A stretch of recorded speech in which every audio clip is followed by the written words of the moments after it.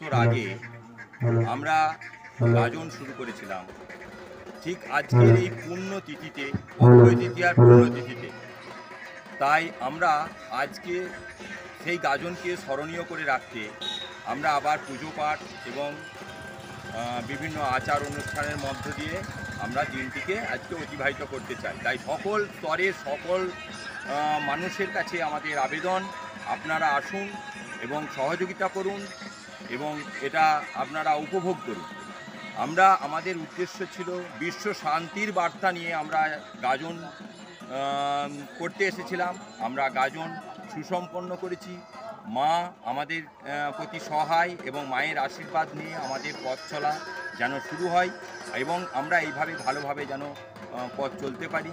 মায়ের করুণা এবং অপার আশীর্বাদ যেন আমাদের সমস্ত গ্রামবাসী, সমস্ত শহরবাসী, সমস্ত বিশ্ববাসীর প্রতি যেন থাকে।